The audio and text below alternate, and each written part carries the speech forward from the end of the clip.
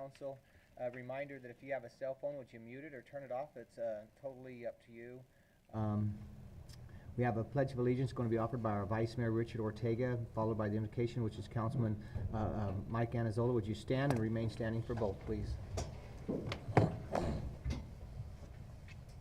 I pledge allegiance to the flag of the United States of America and to the republic for which it stands, one nation, under God, indivisible, with liberty and justice for all.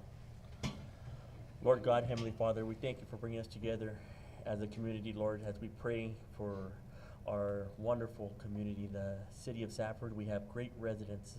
We pray for our employees, we pray for our department heads, and we pray for our manager and our city clerk, and most of all, we pray for us men up here that are making decisions for this fine community. And we ask you to please bless us with some rain, Heavenly Father, and we ask this through Christ our Lord. Amen. Amen. Thank you, Vice Mayor. Thank you, Councilman. Item 5 and 6, B. Okay. Brings us to item 7. We're going to go ahead and close our regular meeting and reconvene into a work session. Our work session is item 8.1, the amendment of staff leaves and absence policies.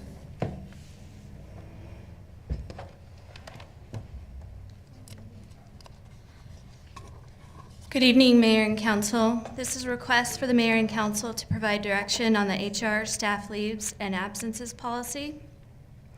The policy has not been updated recently. There have been changes to several state statutes since the policy was last revised. In order to update the policy, new leave types have been added to the policy, as well as edits made to already existing sections of the policy as mentioned in the PowerPoint that I'm going to show you here in just a minute. So I've created a short slide on comparing the changes of the old and new policy. So if you have any questions as we go through this, just let me know. So the first change is to the paid administrative leave procedures. So in the old version of the policy, there was no provision, and in the new version of the policy, the City of Safford will provide employees with a minimum of 5 days and up to 2 weeks of a maximum of paid administrative leave for a traumatic job-related event at the discretion of the city manager. Is there any questions on that provision that's been added to the policy? Dramatic.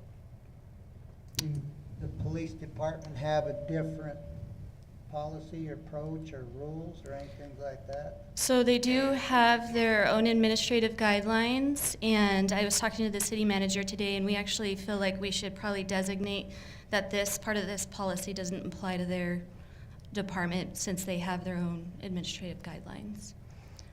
Okay. Go ahead. Councilman Lopez. We had a specific conversation with the chief on this, and so I wanted to make sure that when we had the conversation tonight and discussed not including the police, that he was aware of it. They have their own internal policies. They're the ones that we discussed before. And so talking with the chief, in fact, I have it here, they have discretion in terms of administrative leave. So by excluding them from this, we're just saying that they're going to reside or utilize their own SOPs that they have internally that cover this issue for them specifically. Okay, so they have consideration also. Yes. And so if we move forward with the policy, we're going to need that amendment. Yeah, I kind of like the idea of keeping it, separate. I mean, I understand that we're a department, a department of one, but I think that it's good to have them separate, the police department and what you've done. And I think that that John has brought this to light. I talked with John about this, and he had brought this to light and has actually expanded off of what I kind of was requesting. So kudos to that. I appreciate HR and what you guys have done to do something for such a traumatic event. I hope that never ever happens again, but just in case we take care of our employees. Yeah, hopefully definitely a rare occasion, but at least we have something in place in case it happens.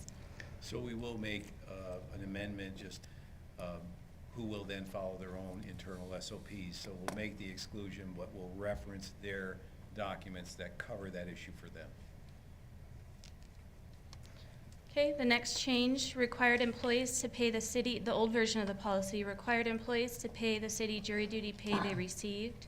And additionally, there is no limit to how long the city will pay for jury duty. So in the new version of the policy, the practice of employees having to reimburse the city for jury duty pay has been removed, and a 30-day limit has been added to specify how long the city will pay for jury duty absences. Do you have any questions on that change? Because we don't have normally very long jury duty assignments here. But this also applies if they have to go federal. Correct. Next change, the length of paid leave for military and disaster training was limited to 30 days in any 2 consecutive years in the old policy. The new policy has been updated to add more paid time, so it's matching state statute. So it reads, the length of paid leave for military and disaster training is changed to 3 times the average of regularly scheduled work hours in a weekly work period each year, and up to 6 times the average of regularly scheduled work hours in a weekly work period in any 2 consecutive years. So the way that reads, it ends up being a little bit longer, can be up to 6 weeks depending on how the leave falls versus how our old policy was written. And we've added some time ourselves. This isn't under federal law that we do it, or state. This is under state statute. The wording has been added to the policy to match state statute, so we do have to do this as far as paid time off. However, if they end up being out longer, we typically need to approve that based on the orders they receive. They just won't get paid for all of that time. We're just going to pay them based on the requirement for listed in state statute. State is 6 weeks. About, yeah, depending on how it falls, because it can be broken down 1 year versus 2 years, how this reads. So they can come down on orders, state, federal, but what if they volunteer? This would be based on actual orders that they're required to go. Then we would follow this guideline, this policy.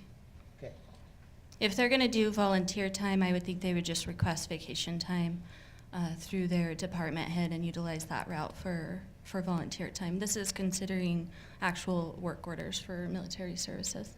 well, some of the volunteer work could still benefit us in the type of training they choose to do.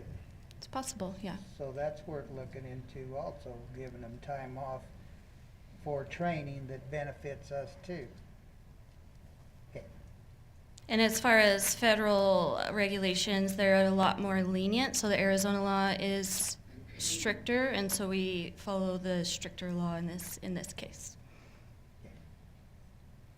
The next change, the old policy specified old business hours. So in the new policy, we removed the hours and schedules from the text, and then we also reworded conditions of paid leave for voting to match revised state statutes. Was there any questions with the voting time off? okay. We know we have to give them time off to vote. So, but what if they volunteer to work the polls? So if that's the case, they need to just request time off through their department head and use vacation time. Because we're always trying to encourage our employees and citizens to be involved in the voting process and their stuff. So if they work the polls, I think it kind of falls into the same thing. So we also have we have a volunteer time off policy, and it gives them up to 20 hours. And I would have to look a little closer into that, see if it fits the situation. But our employees do have that benefit, and they could possibly use that. Okay, And the last change, in the old policy, there was no crime victim leave provisions mentioned. And so we added the crime victim leave as based on state statute to the new policy. Any questions regarding that type of leave? oh man. And that is the end of the presentation. So if you guys don't have any other questions, that'll be it for that work session. Anybody have any other questions? Danielle, I appreciate it. Thank you. I think it looks good. Amendment of the safety work boot allowance policy.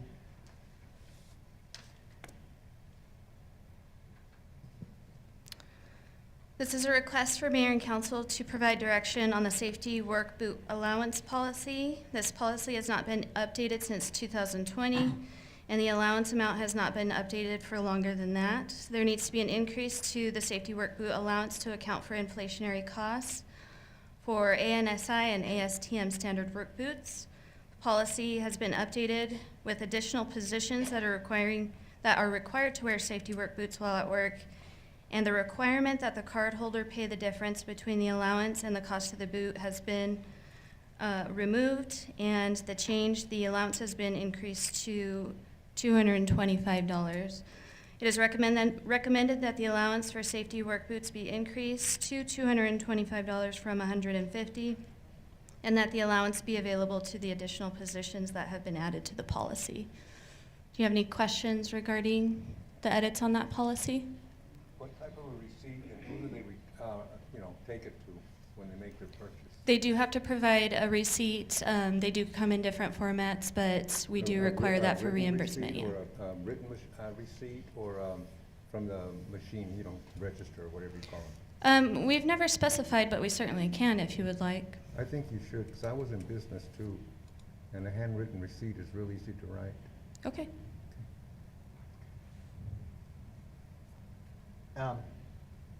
What's the, I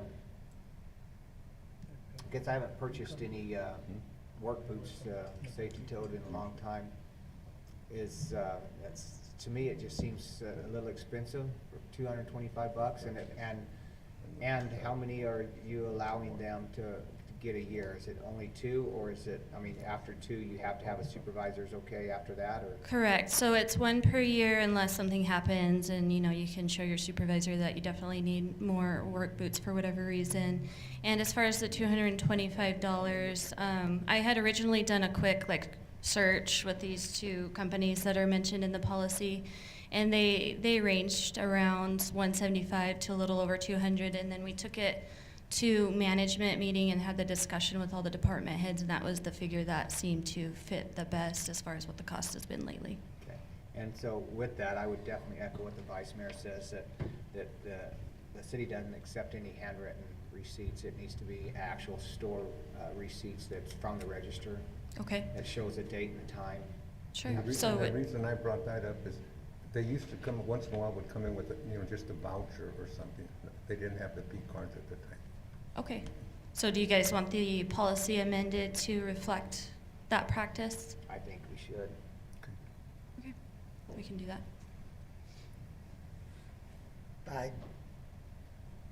Personally, I think that's a little high.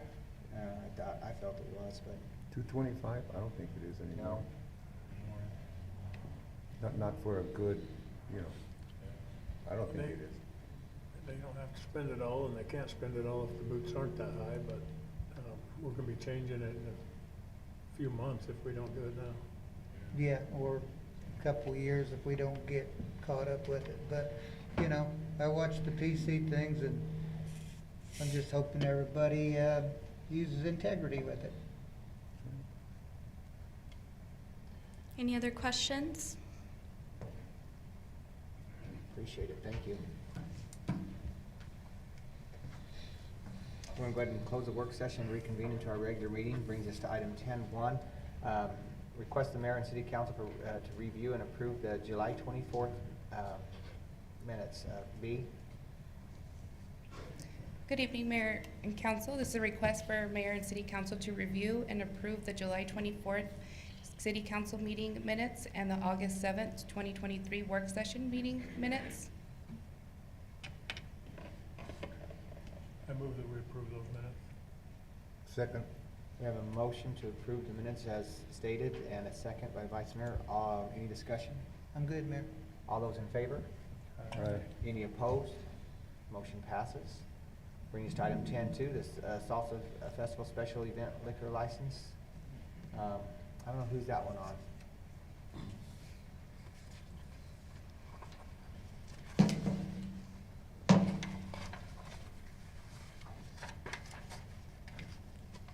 Good evening, gentlemen. Tonight I'd like to present the communication regarding the Salsa Fest alcohol license. The purpose is, this is to request mayor and city council to review and approve the Arizona Department of Liquor Licenses and Control application presented in support of the 2023 Nature Sweet Tomatoes Spicy Salsa Fest, Spicy 17 Salsa Fest. The event is in association with the Graham County Chamber of Commerce. Joining me tonight is Mr. Vance Bryce. This year's event includes an extended open container alcohol zone, complementing the traditional Salsa Fest beer garden. The application requires approval by the local governing body for final consideration by the Arizona Department of Liquor Licenses and Control. The staff recommends approval.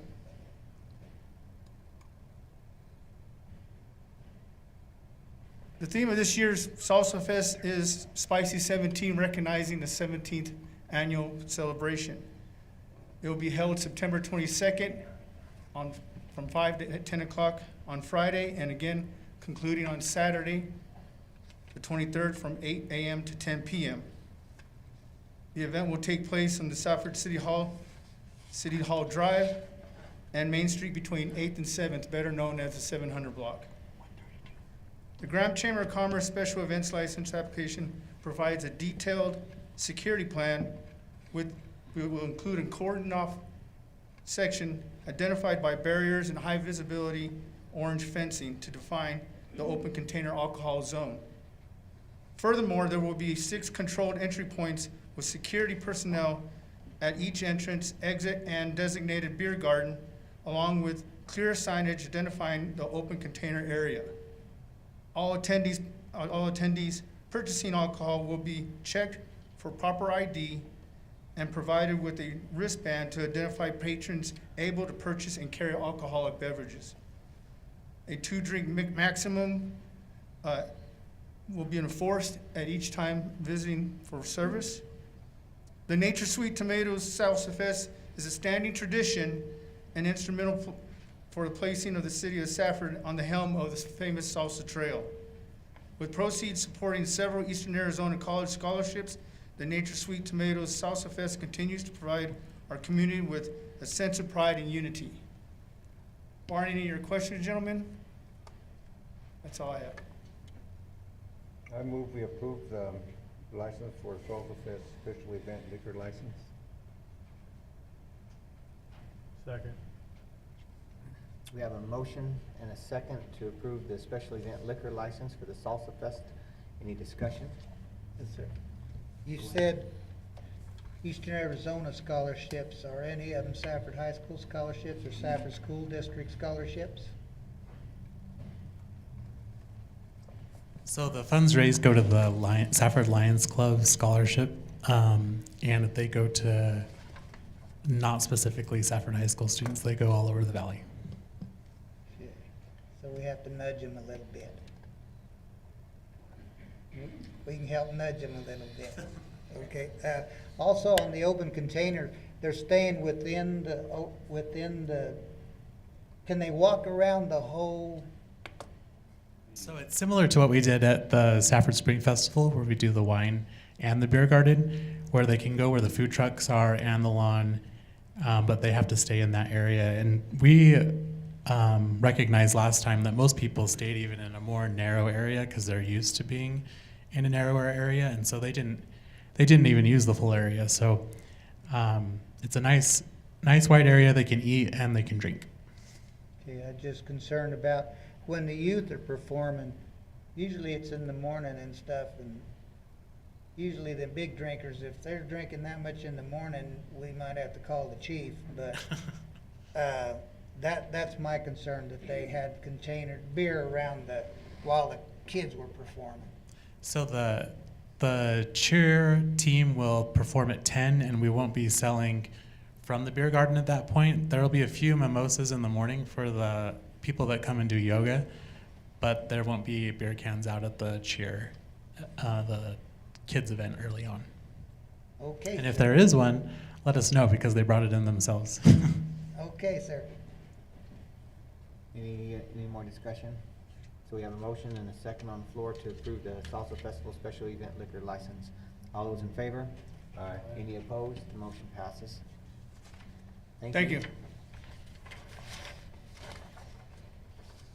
Brings us to item 10.3, the purchase of a street striping truck. Good evening, Mayor and Council. This is a request to approve the purchase of an Arapahoe street striping truck from Easy Liner. This would be a cooperative purchase using a Sourcewell contract price. City of Safford Street Division currently has a 1992 street striping truck. The painting apparatus, the pumps, spray guns are all worn out, and the parts are nearly impossible to find. During our pavement preservation season, this unit is utilized to get all the streets restriped after oiling and chip sealing. The 1992 machine has outlived its useful life and has been an ongoing maintenance problem for quite a few years now. Staff has found that the contract price submitted by Easy Liner through Sourcewell satisfies all the legal requirements of the bidding process. City of Safford Fleet Division budgeted $330,000 for the purchase of a street striping truck. Therefore, staff recommends that the mayor and council authorize the City of Safford Fleet Division to purchase an Arapahoe street striping truck from Easy Liner at the Sourcewell contract price of $296,986.43, plus any applicable taxes and fees. Any questions on this? Does this do GPS, so the lines will stay straighter, or There's no GPS, no? no. But it will be straighter because it'll work better. Just We making- finally just gave- making light of some of our lines, that's We all. finally gave up this year because that truck, we were fighting that truck so long, they finally went to the hand one and just parked that thing. It was I'm bad. just, okay. Yeah, there was a couple of streets that I knew we needed a new sprayer, the wind wasn't blowing, I Well, thought, it was a combination of wind and it put out too many beads. We couldn't lower the beads. It was dropping too many beads, and that's what looked like overspray, but it was actually glass beads with paint on them, and then wind would blow them away and they'd be gone. It was a struggle. That truck has served its purpose. and you did put this in the budget. We did budget this. We're actually under budget by quite a bit. Our original quote we got when we did the budget, it's dropped a little bit since then, so that's good. That's all, Mayor. Okay. Make a motion that we approve the street striping truck. So move. Any more discussion? No, sir. Second. A second. All those in favor? Aye. Any opposed? Motion passes. Go ahead with the purchase of the A7 Tornado Street Sweeper. All right, Mayor and Council, this is a request to approve the purchase of an A7 Tornado Street Sweeper from Schwartz Industries through Baylor Equipment. This would be a cooperative purchase using the Sourcewell contract price. City Safford Street Division currently has 2 street sweepers that are constantly being used throughout the year. The 2007 model sweeper is the oldest and is the vehicle that this purchase would be replacing. The 2007 sweeper has outlived its useful life and has been an ongoing maintenance problem for quite a few years. Staff has found that the contract price submitted by Schwartz Industries through Sourcewell satisfies all legal requirements of the bidding process. The City of Safford Fleet Division budgeted $365,000 for the purchase of a new street sweeper. Therefore, staff recommends that the mayor and council authorize the City of Safford Fleet Division to purchase a street sweeper from Schwartz Industries through Baylor Equipment at the Sourcewell contract price of $344,774.98, plus applicable tax and fees. Any questions on this one? Move to approve. Second. And motion and second to approve the purchase of the Tornado Street Sweeper. Any discussion? Again, this was put in the budget. This is again put in the budget it has come down a little bit since we budgeted it, so. I like hearing that. I do too. I do too. Okay. That's all, Mayor. All those in favor? Aye. Any opposed? Motion passes. That's the request for the assessor's parcel 103-26-007. Thank you, Mayor. This is a request to approve the purchase of approximately 4 acres of vacant land, APN 103-26-007, owned by Latier Development LLC, located along Discovery Park Boulevard between Graveyard Wash Dam and the street. This land purchase would benefit the city for future Graveyard Wash Dam expansion and additional parking for the new park being developed at the intersection of Discovery Park Boulevard and 8th Avenue. Staff approached Latier Development to see if they'd be interested in selling, and the interest was there, but there was no value determined. Therefore, staff hired Baker Peterson, Baker and Associates to complete an appraisal of this commercially zoned property. The appraisal report came back with a value of $15,000 per acre, or $60,000 for the 4-acre parcel. Staff has had discussions with Latier Development Management and negotiated the value based on the fact that some of the 4-acre parcel is very narrow and is not very usable. The value that has been negotiated is $13,000 per acre or $52,000 for the entire 4 acres. Staff recommends the purchase of approximately 4 acres of vacant land located at Discovery Boulevard between Graveyard Wash Dam and the street for $13,000 per acre or $52,000 plus closing costs and recording fees. Funds required for the purchase of this property would come from the FY 23-24 contingency fund to cover the expenditure, and the general fund reserve would provide the revenue. Any questions? So where will this fund come from? Out of general fund General fund? reserves. And how much did it cost us to have it appraised? It was $2,500, I believe. I'll move we approve the purchase of parcel number APN 103-26-007.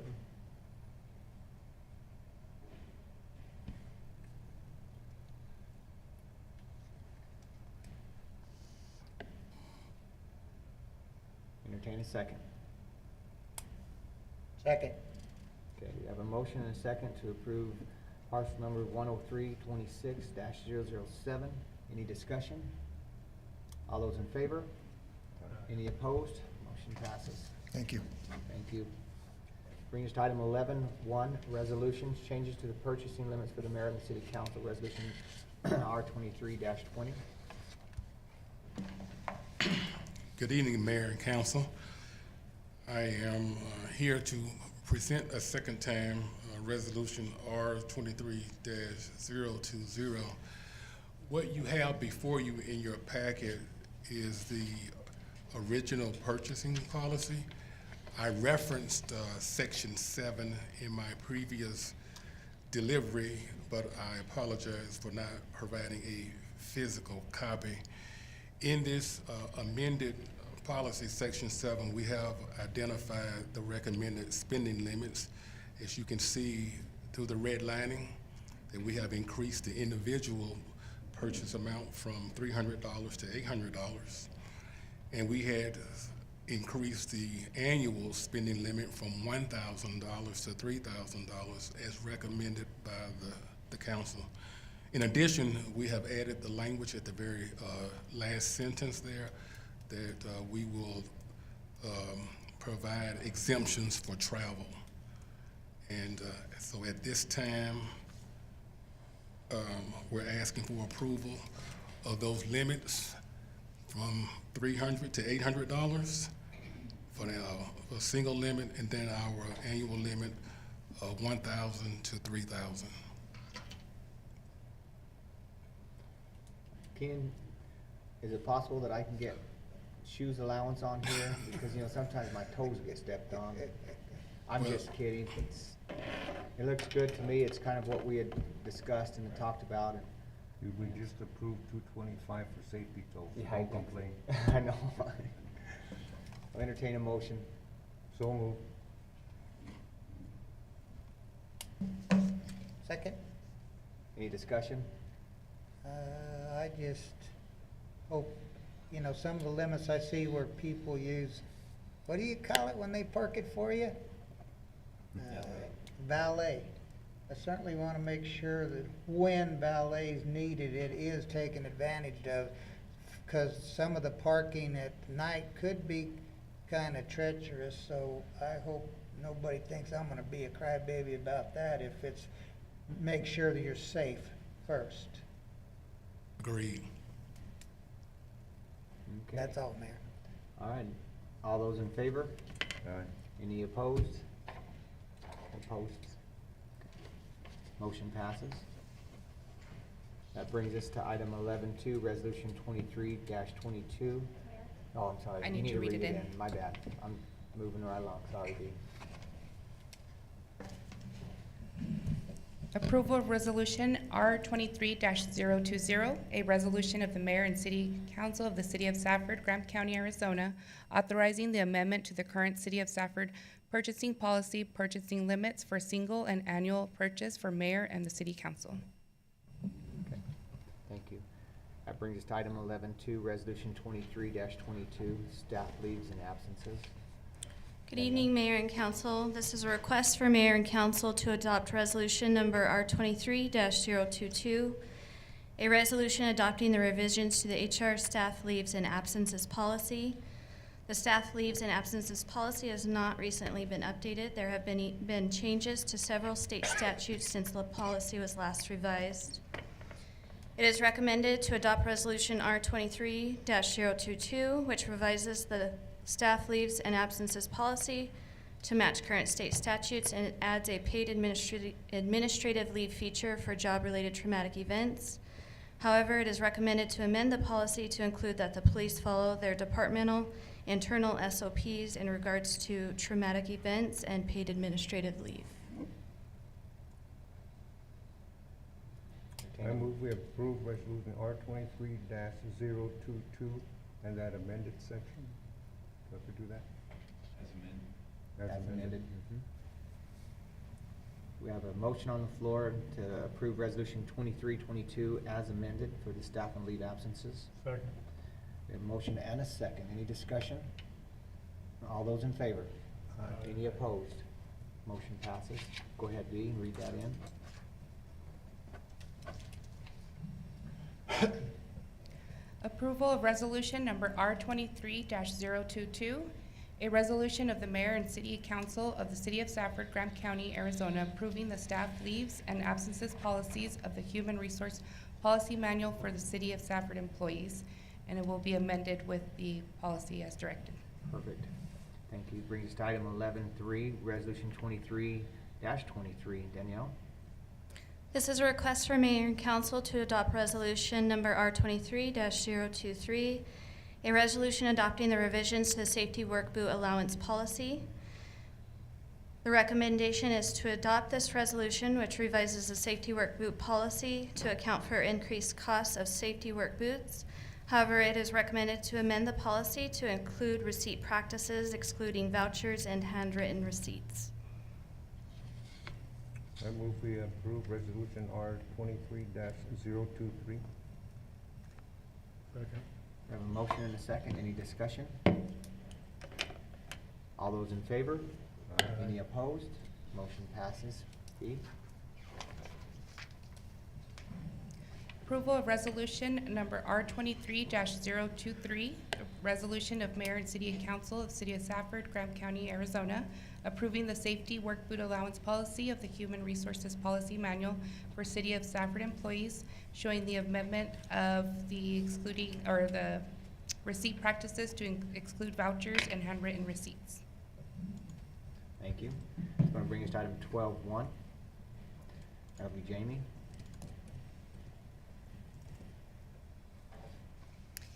Good evening, Mayor and Council. This is a request for the Mayor and City Council to have a first reading and discussion of Ordinance O23-009, an ordinance of the City of Safford, Graham County, Arizona, amending Title V, Section 5.04.030C, issuance of license, to update the City of Safford Municipal Code. Staff has received applications for businesses from applicants who are not licensed by the state of Arizona in their field. There is not a mechanism to handle this situation in our current code. Section 5.04.030 of the City of Safford Municipal Code regulates the issuance of business licenses within the City of Safford. ARS 9-835 has been reviewed with the attorney to clarify the language and process to make applicants aware that they must obtain all of their state licenses before being issued a City of Safford business license. Staff is recommending that the City Council have a first read and discussion of O23-009 so that the City of Safford Municipal Code may be updated. And your track changes didn't upload very well, but we have those now. B can share them, and they're in the new packet as well to show you the very simple change that we made. And I will read that to you. It's in Section C of the business licenses.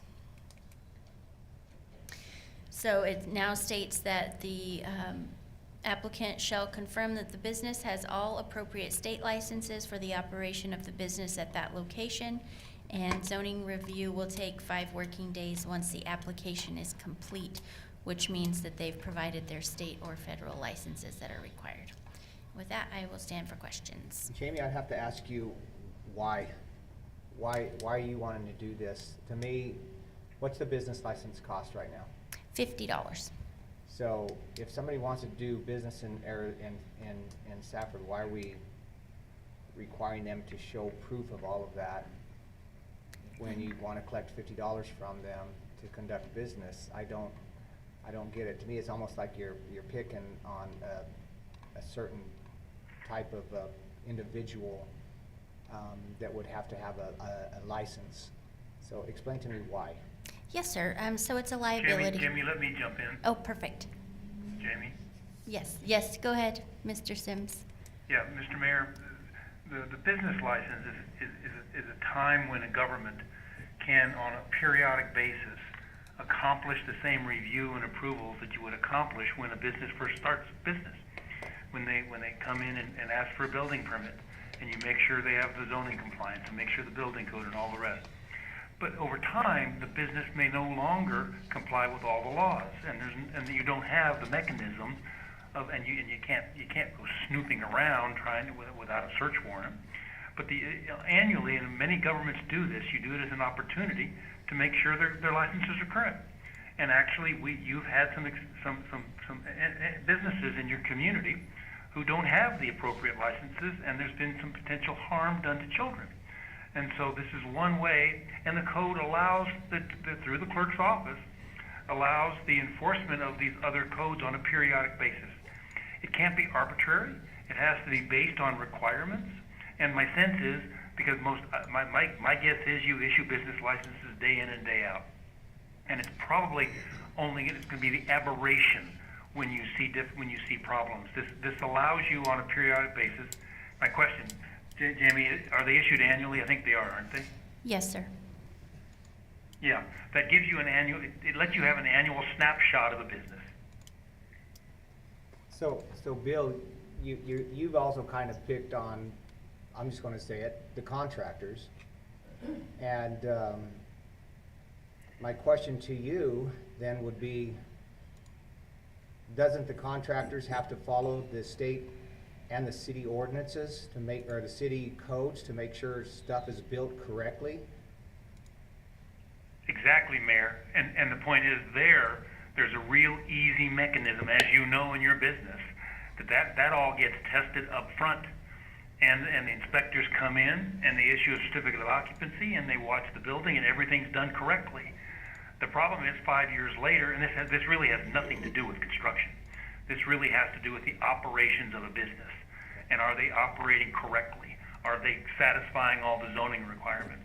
And so it's a way to annually, only when there are egregious events that come to the attention of staff that require staff to step in and say, we think you need this license. No, we don't think. The state law requires you to have this license and you don't. Right, Mayor and Council, I mean, this would set us at odds with state law, right? If a business is required by state law to meet certain guidelines, then as a prerequisite to us issuing them a license, we're saying, meet that higher standard that the state provides to us before we issue you a local license. Yeah, but I mean, you don't have to have a license, I don't believe, to open up a dog grooming shop, do you? Well, we have a business license locally, and if there was no state level guidelines that would say, hey, the state steps in and says you have to do certain things, and again, humane treatment of the animals, maybe they have guidelines for square footage, I don't know, but the idea being that if there is a federal or state guideline that would be a higher level of legality that we would want to adhere to, we would want to make sure that they met those standards before we issued a local license, then saying, okay, it's okay to do business in the city. So, Mr. Mayor, here's an example. In one of my jurisdictions, they have sober living homes. Sober living homes require DHS licenses. And so this is a way, and sober living homes are sometimes are very much opposed by the community, the neighborhood. And so this is a way that if a sober living home annual license comes up, we could check to make sure that it still has its DHS sober living home license.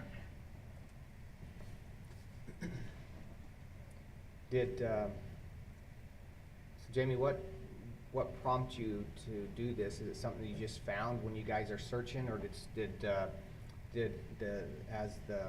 as Bill, our attorney, mentioned that I guess there's been some issues with kids getting hurt? I haven't heard of that, but could you expand a little bit more on that, please? Yes, sir. I would rather not discuss individual cases. I believe there are some criminal charges pending. But in this case, if you are licensed to do anything within the state of Arizona, our business license with the city should be your last easiest step. Fill it out, put your license number in there, and be done. So what we didn't have a mechanism for was for us to be the final easiest last step. So there were businesses that were operating, trying to get a City of Safford license that were not licensed by the state of Arizona. We did not have a mechanism in our code to either deny or pend that license.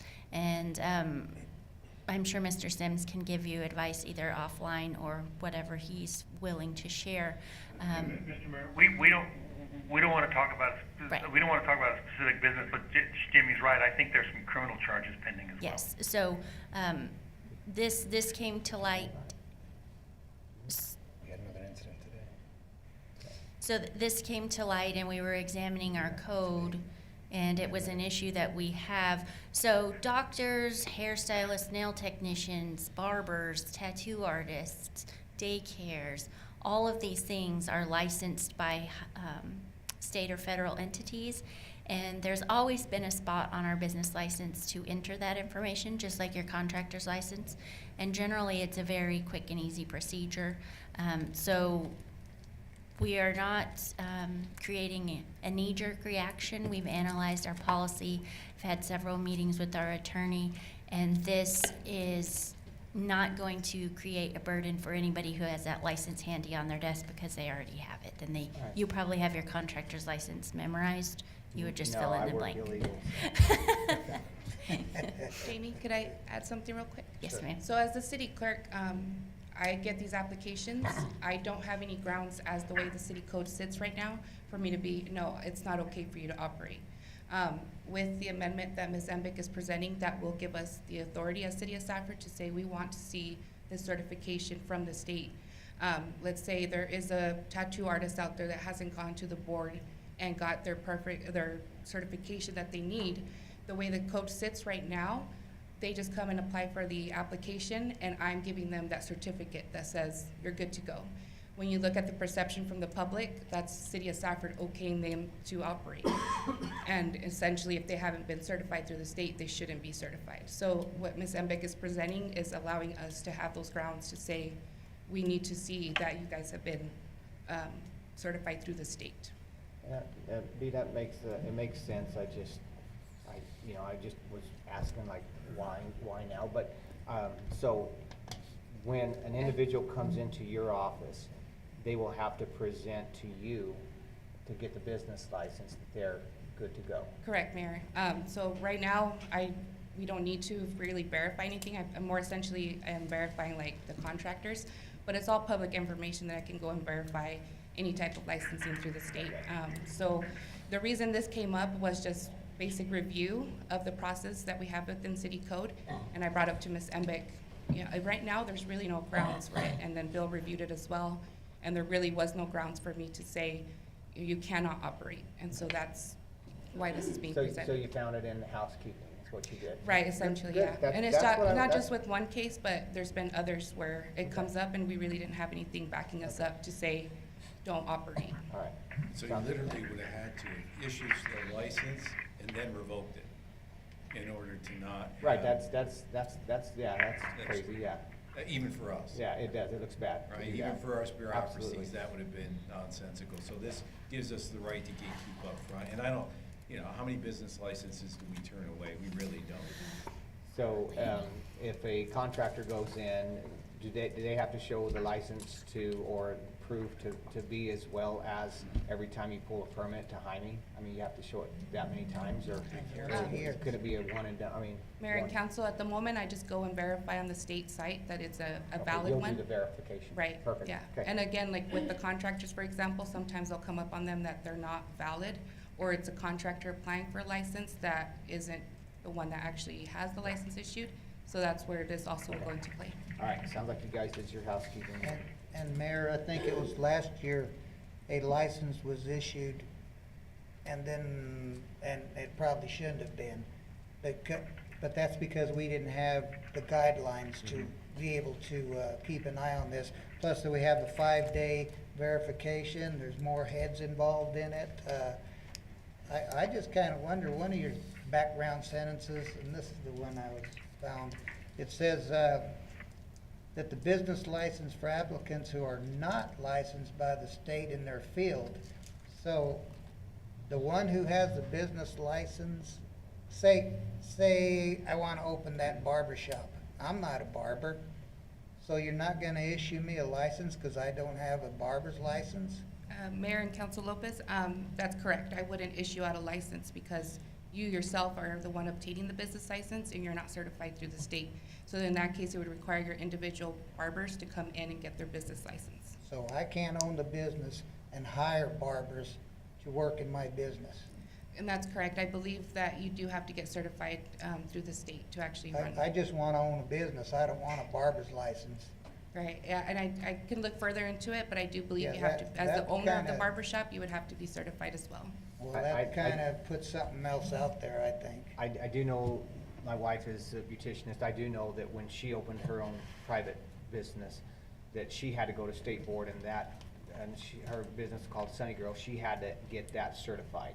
So, and Councilman McGoy's his sister, I mean, they know that you have to, you would have to. So if you own the business, you just gotta go to state board and make sure that the barbershop completely is okay with their guidelines, and then you will get that certification to where you could then turn that in. You wouldn't have to pass all of their stuff, but your barbers do. Yes, that's kind of like the beauty people that rent stalls. Yeah. They individually have a license, Correct. but the owner has to have a license too. And again, Councilman Lopez, I can go and verify that with the state, but I think it is correct from what Mayor Couts is stating, that you would have to get your certification as the business owner for the beauty shop or barber shop. Okay, I don't understand that. I just want to own a barber shop and I'll hire barbers to do it. But, okay, I don't get that through. It don't come through. So, Jamie, I'm not picking on you, to me, it made sense that, the business license, because that's in B's department, I almost felt like you're like trying to hit on, contractors and stuff like that. I'm like, really, Jamie, really? I mean, it's like, we have enough that we have to worry about, Anyway, so be it. Actually, Mayor Couts, contractors are probably the easiest because We've they kicked- know they have to use that number all the time. We've kicked this around enough. Everybody like the ordinance? Anybody want to give anything back to Jamie, or she's good to bring this back? This is our first reading anyway, correct? Yes. Yes. So, all right, thank you. Thank you. Now bring us to item 13, announcement of Mayor, current. Oh, I'm I sorry. need to read it You need to in. read that? I'm sorry, go ahead. First reading of ordinance number 023-009, an ordinance of the City of Safford, Graham County, Arizona, amending Title 5, Section 5.04.030C, issuance of license to update the City of Safford Municipal Code. All right, thank you. Item 13, announcement of current events. Anybody have anything? I do believe we're canceling our next meeting in Correct. the end of August, correct, for Yeah, the council? everybody will be, we'll be going through the conference, 28th, I think, is the Right. meeting we're canceling. Okay. And Mayor, just an announcement, on Thursday, August 24th, we're bringing in our state legislative delegation, at least 2 out of the 3. And so we're putting together a tour, and we're gonna be bringing them through the city. We've got packets that we put together, covering particular items of interest to us. We're inviting all of you to participate. It's an opportunity for us to sit down with our legislators when they're not in session, when they're not running from one bill to the next. It's an opportunity for us to show them our community and tie back some of the issues that we're facing locally, like issues with tax revenues and the like. So anyway, August 24th, we're gonna be doing a tour of the city. We've got vans. We're gonna be finishing off with a luncheon where you'll get a chance to discuss some issues with them. So again, hopefully, as many of you as possible can make that. Okay, go ahead. I would like a reminder of that. I think I still have the email. I spoke to you, I'd like a reminder of that. And then I spoke to see about if we're going to also invite the representative that's on, one of our representatives. Well, I spoke to Matthew about it, you know, our local person that's on the highway department board, if they are gonna be present. Ms. Howard? Yes. She could be. In fact, I asked if she would provide me with the presentation that she gave to us, because it addresses the issue of streets, which is of concern to us, and it so particularly addresses the idea of maintaining existing streets. So I did talk to her about that presentation, but we could invite her if you wanted to. Well, she's our local representative on ADOT. Sure. So I need to read more about what's on there, but that was just my idea. We will be sending out the packets with all the contents ahead of time this week, tomorrow. So you'll be getting the packet we'll be using tomorrow with them, so you'll have a chance to review it. Because I know there's monies on the table that we need to get after. And part of this, again, the packet is designed to highlight specific issues that I know that are of concern to us. So we have a half cent that we use in order to help fund streets from our general fund, right? These are issues that will impact us going forward as they talk about certain reductions in things like food taxes and stuff. So we need help in building those streets. We will have an opportunity at the end of this tour to sit down and have lunch, at which point council is free to address any issues that they want to address, right? So we only did the packet so we could highlight very specific things, but it's an open book as far as the council is concerned in the dialogues you want to have. This is being done so that you can have direct contact with them when they're not distracted by all the other bills and things Yeah. that they're doing. And the other cities and towns and things that are unique to us. Yes. Anything else? Okay, brings us to item 14, request for future agenda items. I have something, Mayor. Okay. Looking at the compensation plan, we go up on the merit increases. We do only go up to 25 years. Want to see if we can amend that and go up to 30. Okay. Anybody else have anything else?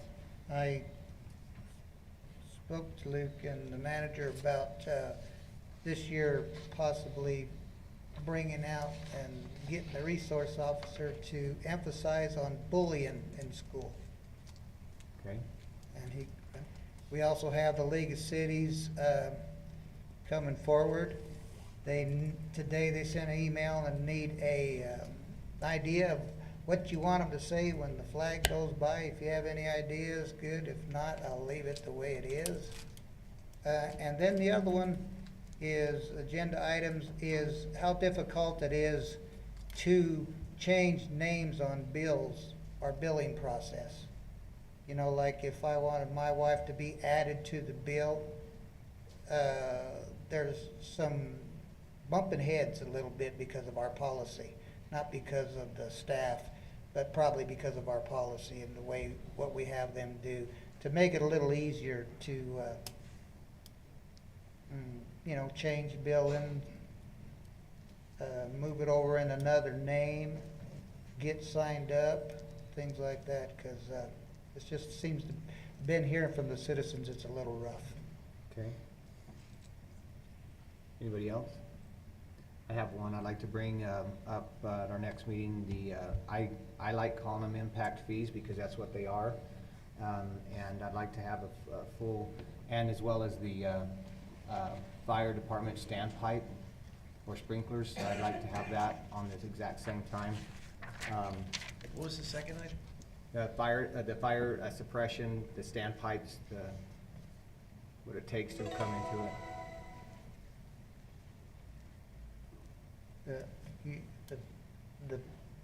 Where it enters into the building? Yeah, so in other words, the impact fees that we pay, and. We got rid of those. Huh? A couple of years ago, we removed the fire sprinkler if I'm understanding correctly. Yeah, I what want you're to, I want to make sure, I want to hear that presentation. All right, we'll come back, because I think it was 2 years ago, that we removed all of the fees. I thought we did too, and just want to. We'll verify it. Absolutely. Yeah, I And vote- so on the impact fees, is there anything in particular you're looking for? Yeah, just impact fees in general, anything that includes on a piece of property that, a single piece of property that includes more than 1 meter. Okay, so specifically Why that do you issue. get charged Okay, 50 different times or 4 different times on impact when you're still paying the same price to deliver water and you're still paying the same price to deliver sewer? Why do you have to pay individual prices as impacts? Those are things that I want addressed. okay, so we'll come back with a comprehensive review of how it reads and how it works. Absolutely. Okay. Yeah, Jason right there. I just don't know if we can have that completed No. in 2 weeks. If we're gonna. You should be able to have it, well, we're not having a Well- meeting, so you guys got it all Yeah, in you got till September. September. But even then, you could have that in 2 weeks, because I can meet with you in one day and tell you how wrong it is. No, I understand what we have existing, just telling you. We'll bring you something, September. We'll bring you something. What I'm trying to do is I'm trying to entice development in Safford, and as long as you have that kind of restraint, you are not going to get development in Safford. And ironically enough, staff has had that very conversation, Yeah. and so we'll bring you something. And again, it doesn't have to be the last word. We'll bring you what we have, and then we can go Perfect. from there. Okay. And then also, John, maybe council has heard what's going on with some legality that I just heard tonight. Could I please get updated on that? Sure. And the rest of the council, if they don't know anything about it. No, we'll send something out. Okay. All right. Anything else on requests for future items? Brings to item 15, report on operational items. Gas is our first one. Raymond? Good evening, Mayor, Council. Unlike water, we don't have any fees. Just kidding. No figure. Way to throw 'em Don't under the say bus. something, don't say it too loud, because next year you guys are gonna probably bring it. It's a team effort. It's a team effort, yeah. We have the 2023 Public Awareness Liaison. This liaison's done a minimum of every 3 years. The purpose of this presentation is to maintain liaison with public officials to learn the responsibility and the resources of each government organization that may respond. Acquaint officials and operators' ability in responding to a pipeline emergency, identify the types of pipeline emergencies of which the operator notifies the officials. Plan on how the operator and other officials can engage in mutual assistance to minimize hazards to life and/or property. The City of Safford gas system information. So we have over 3,900 meters, 71 miles of steel main, 71 miles of gas mains. We have 2 regulator stations, 9 miles of steel, 61 miles of polyethylene, and we have 6 gas division employees, 3 AMI techs, and 1 locator. Yeah, go ahead. The AMI techs are under your department? No, they work as part with us, and they do the turn-ons and stuff like that. So we count them as part of, they're part of the electric, water, and gas. So they do all of our turn-ons, and we train them as, as gas technicians to do turn-ons and whatever their responsibilities to do. So we teach them how to do checks on customers' houses to make sure there's no leaks, and we show them how to turn on a meter, turn off a meter. So we teach them that part. They're only responsible for those portions. If they have anything that goes out of that, they call us and we take care of it. Okay, thank you, sir. Okay? So that was that, and You were on a roll, too. yeah, I know, I'm trying to get it fast. The property is natural gas. Natural gas is natural occurring. It's lighter than air, so it can dissipate pretty quickly. It's colorless, odorless, and non-toxic. We put mercaptan into the gas to give it that rotten egg smell, and we test it monthly. Combustible mixture of gas and air is between 4 to 15%, and it has a high ignition temperature of 1,200 degrees. What to do if you smell gas or suspect a leak? Immediately leave the area. Make sure everyone gets away with you. Do not turn anything off or on, including light switches, vehicles, televisions. Do not attempt to stop the leak yourself. Do not shut off any underground valves. Structure fires, you can shut off the supply at the meter if it's safe to do so. But we request you guys leave everything as is and head to a safe place upwind. Prevent people and vehicles from entering the area. And if gas is caught on fire, let it burn. Water can be used to suppress, cannot be used to suppress natural gas. It's ineffective, but you can wet around the area to make sure nothing else ignites. Please contact the City of Safford Gas Division or call 911. Hazards and preventive measures. So we have backup regulators and relief valves are installed to prevent overpressure of the system. We have excess flow valves and isolation valves installed on all new and upgraded services to stop the flow of gas in case of a line hit. We have 4 different regulator assemblies in 2 different locations. Each assembly is capable of feeding the complete system in winter conditions if we ever have a low pressure situation. Every time we perform a turn on, the customer's gas system is checked for leaks. We also provide free leak inspections and carbon monoxide checks for customers. And customers with abnormal usage are checked monthly. Our gas technicians are always on call and they respond to any other complaints or emergency situations. Our business districts in crucial areas are surveyed annually, with the whole system being surveyed every 4 years. Emergency communications and preparedness, we have a 24-hour number, 928-432-4200, and that goes to the office during daytime, and after hours it goes to our technician on call. Customers can also call dispatch or 911. Our gas technicians have police radios in their vehicles just in case we have an emergency situation. We also have 3 hit trucks that are stocked with all the equipment needed to repair any leaks. All our technicians have a manual that provides step-by-step procedures on any task that they're required to do. And then all of our gas technicians are trained and tested and evaluated every 5 years on every procedure, at a minimum of 5 years on every procedure. Public officials will be notified of the following: an outage of 10% of the system or more, a release of natural gas which causes a death or a personal injury requiring hospitalization, injury, or any individual resulting in loss of consciousness, any explosion or fire not intentionally set by the gas division, a caused estimated total damage in excess of $5,000, any news media inquiry, a significant incident in which the judgment of the City of Safford Gas Division, even though it does not meet the above criteria. We also have additional information on the City of Safford website. We have pamphlets at City Hall in the Mesa Yard Complex, and by calling our number at 928-432-4200.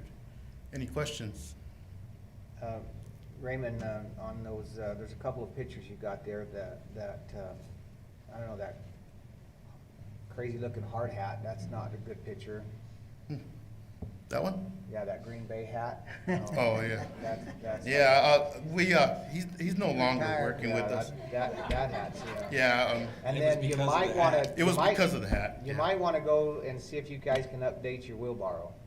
Yeah, that's a small one. And it looks like he's wearing an actual, like a Vietnam helmet, but it's actually a welding helmet, if you would believe it. Yes. That was just a picture I had to take. I'm Raymond, I'm just having fun up here. Yes, sir. You're probably due to get this done also because you're dealing with Southwest Gas now. We do have a liaison that we conduct every year with, let's say, Southwest Gas, Graham County Utilities, Wilcox, Benson, Duncan, and police and fire. We conduct that every year in December. We do that. This is required for public officials, and we have to do it every 3 years. So we have an actual liaison that we do every year in December, which we invite other gas companies and the fire department and all that, and we go over all this. And we also get a paper from them telling us what their capabilities are, if we have an emergency, what they can do to help us, and what we might need. And we also do the same thing for them. We'll go to their liaison meeting, I think it's in September, and we'll tell them what we can help them with if they have an emergency. And to some of the council, I got to go around with Raymond to the different locations and the regulators and stuff, and there's a lot of paperwork required of them and regulations. It's and the different manuals that he has on a daily basis and the monthly and annual. It's quite a bit.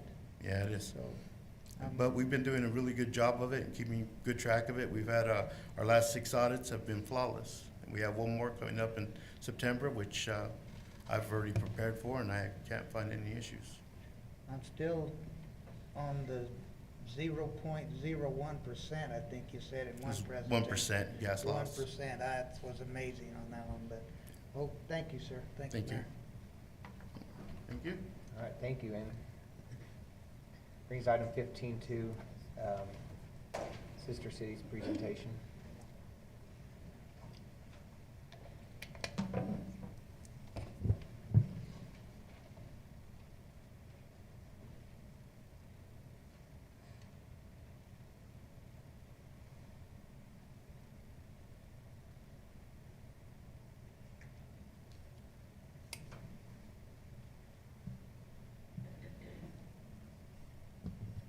Good evening, Mayor and Council. I'm here tonight to give a presentation on Sister Cities, specifically our relationship with Cananea.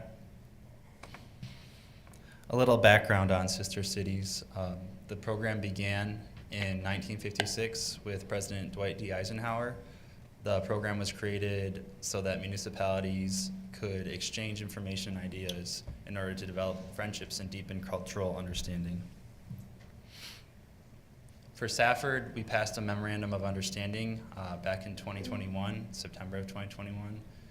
In that memorandum, it stated that both cities will seek goodwill, or to create goodwill, understanding of customs, create adult and student exchange opportunities, broaden cooperation to encourage increased trade and economic development, as well as promote common prosperity and development based on equality, mutual benefit, and goodwill, cultural exchanges, information sharing that may include art, business and commerce, culture, governmental administration, health and sports interests, history, science, technology, and other information sharing.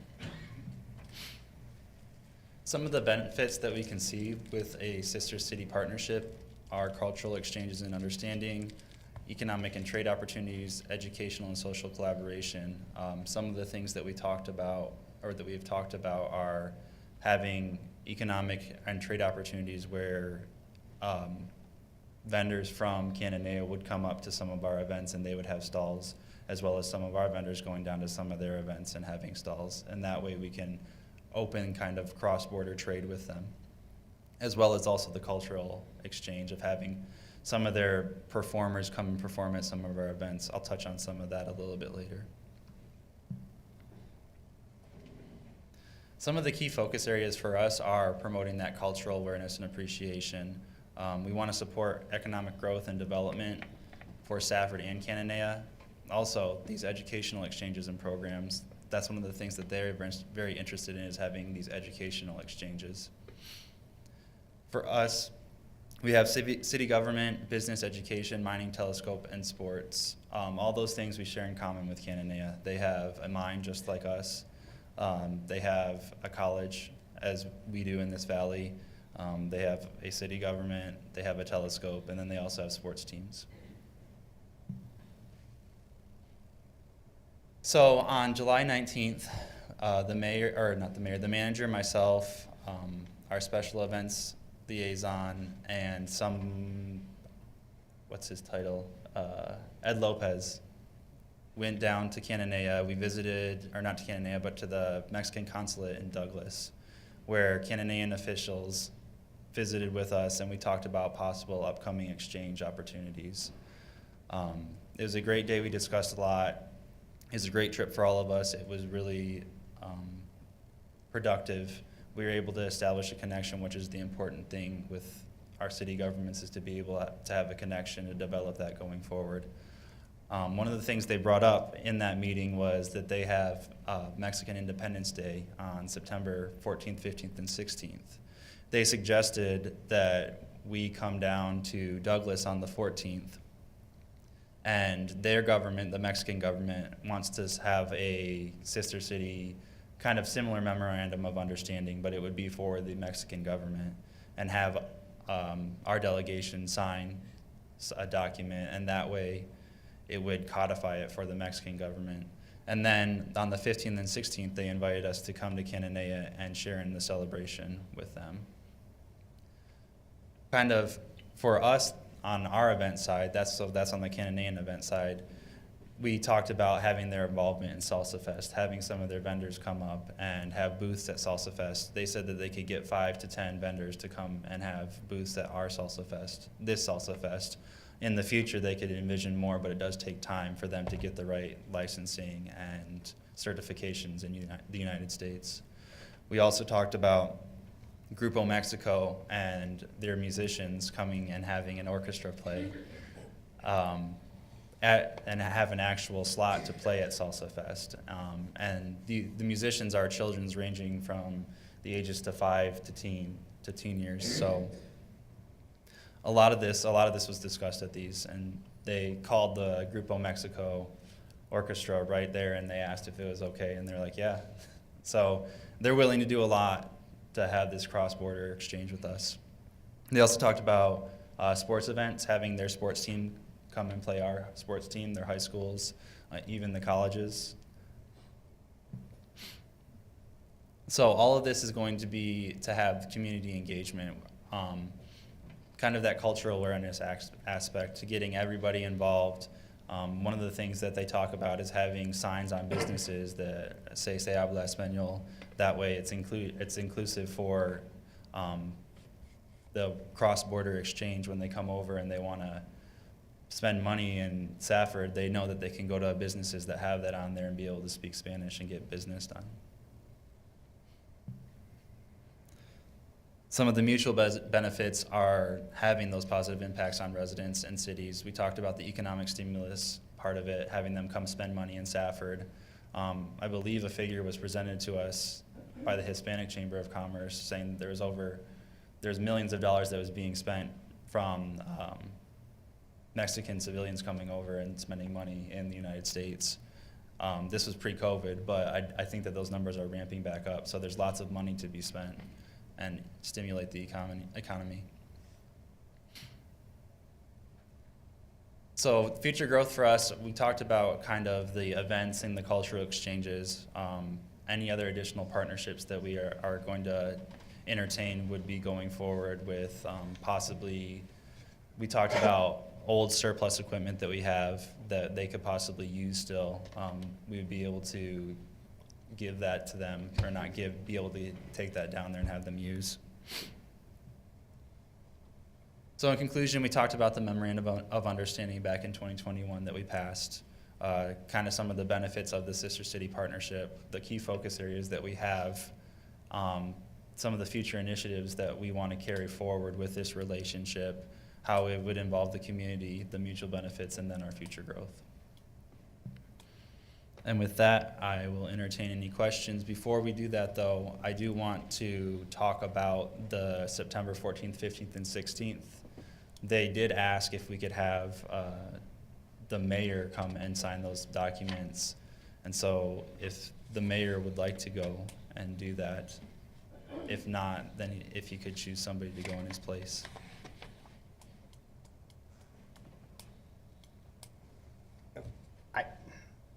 What's the cost of the sister cities The cost to go and do these events? to join them?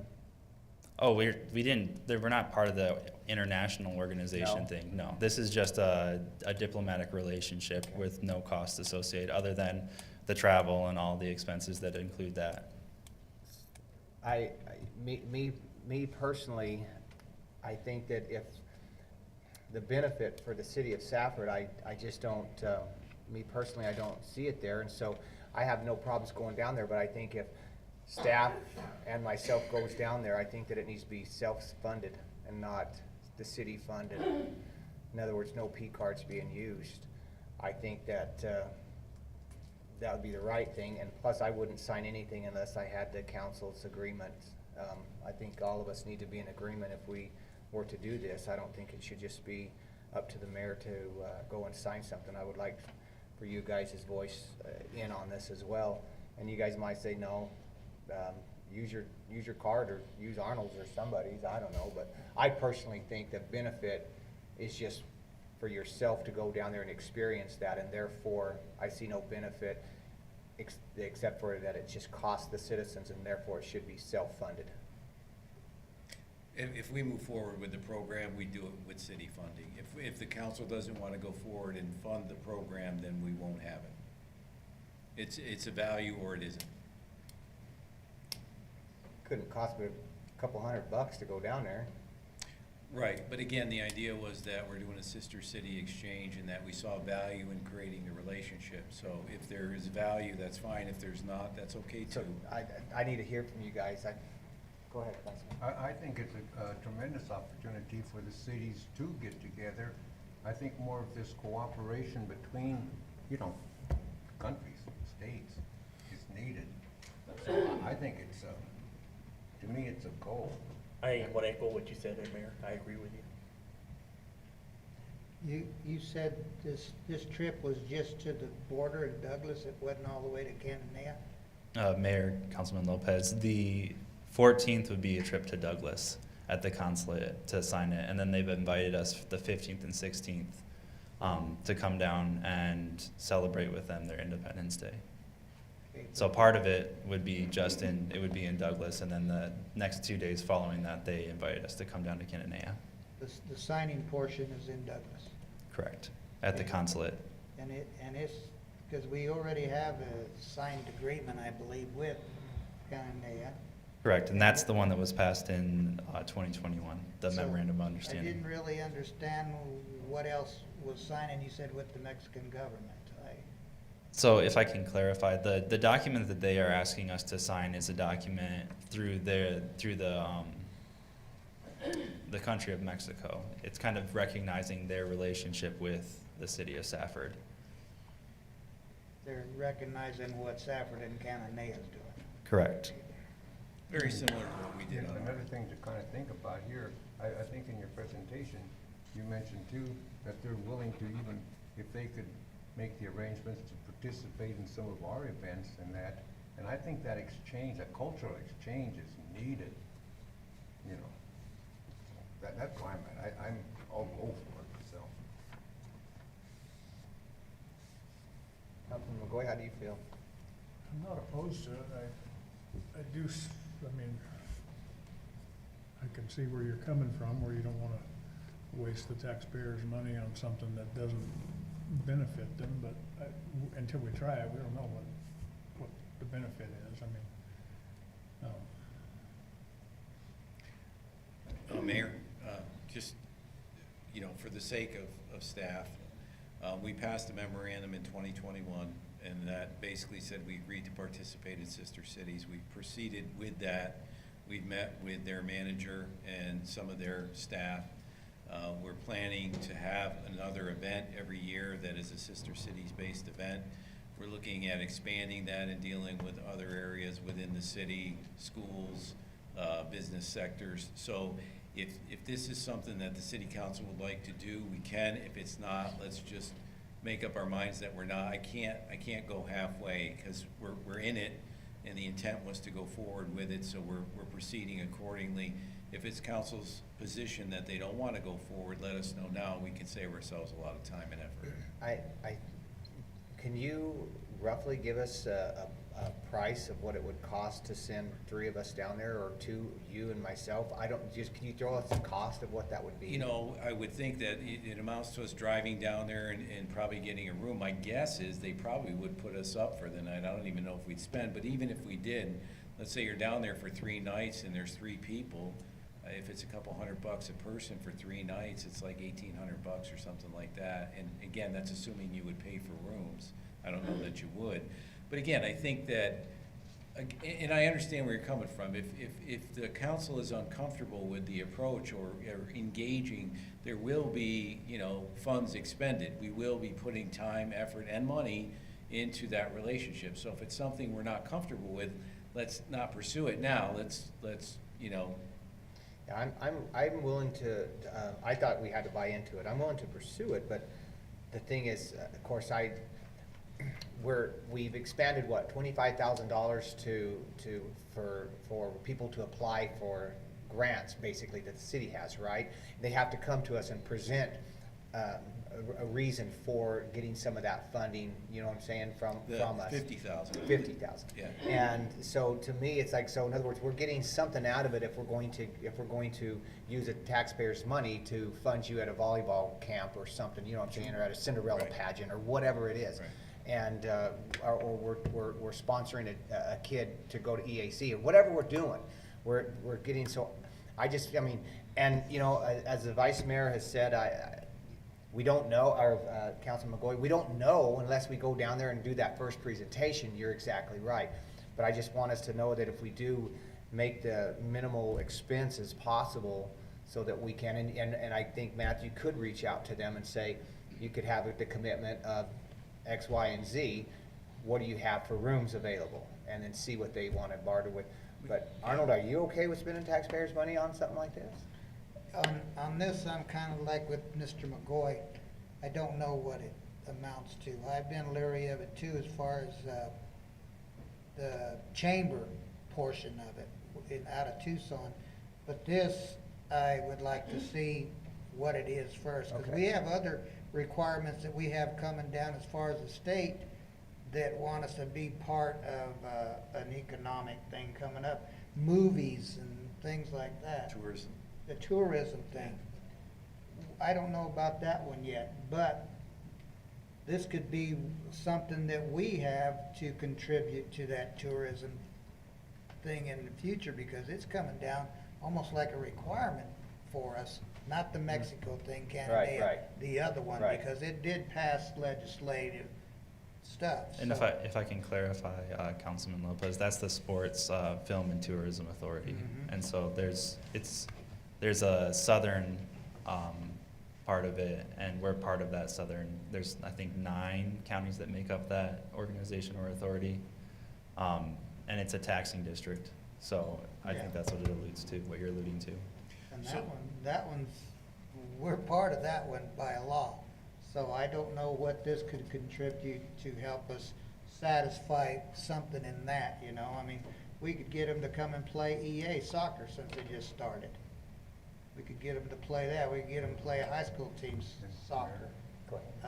I don't know yet, so I'm like with Mr. McGoy. Vice Mayor? You know, one thing else I'd kind of like to add, you know, we had stores in Douglas, and we had families at stores, you know, I know stores in Nogales and all that were in business. And the thing is these people, they're kind of like on the res. If you work with them, you get along with them and all that, they are loyal people, and you kind of wonder what would they bring to Sanford? You know, it's just a relationship, and if we get some of their dollars in our businesses, and they spend, you know, Mexico isn't the poor little place that, you know, you think it is. There's good jobs, Cananea and that type thing. I see nothing but benefits. Educational exchange. Yeah. The border wasn't always like it is right now, Mayor. It used to be a lot better, and I look for it to be a lot better in the future. So are we in agreement? Do we Not a have lot enough- of tax money, okay? Are we in agreement to do this? Are we in agreement for Matt to, and John to move forward? I'm for it myself. I think so. Okay. I think if they're gonna come I up think there you and got it. spend money, we need to go down there and spend some. Got You enough? can do it for a year, see what we develop, but these aren't designed to necessarily, I mean, part of the exchange is economic if we get people coming into town and they're spending money. And part of it is just cultural and exchange and to intermingle and have a good time. And so again, it's not always just about the ROI, it's really about, you know, in some ways, it's an extension of the recreation activities where you're engaging, and there will be some financial benefits, many of which will be hard to quantify because it'll be people shopping in the downtown. So, I mean, we could pursue it and see what you like. We're trying to plan an event this year as part of our events, add a Sister Cities event. We've been talking with like the college and in the chamber about setting up different events and sporting events, cultural events, and that kind of thing. So if you want to pursue it, we can pursue it for a year, and then as we go into the next budget cycle, we can have that discussion again. Okay. You know, and this is something that you're not gonna see benefits tomorrow, next week, next year. It's something that working together will grow, it'll grow over time. You're not gonna see, you know, the benefits overnight or next year. And I It'll don't be- believe you'll be expending an excessive amount of money to do it either. Okay. All right, appreciate it. You got enough info. So before we enter into item 16, I do want to bring up, I don't know if anybody had a chance to see what Brooke Curley did for, in an article that she wrote. She did an extremely amazing job and highlighted the businesses and Main Street. And so if you hadn't had a chance to look at it, you guys, I encourage you just to go in, and I'm not promoting any news outlet. I am saying that she did an amazing article on our businesses that are in Safford. So. All right, with that, Vice Mayor? I move, we adjourn if you want. I want to. Okay. Any opposed? Motion passes.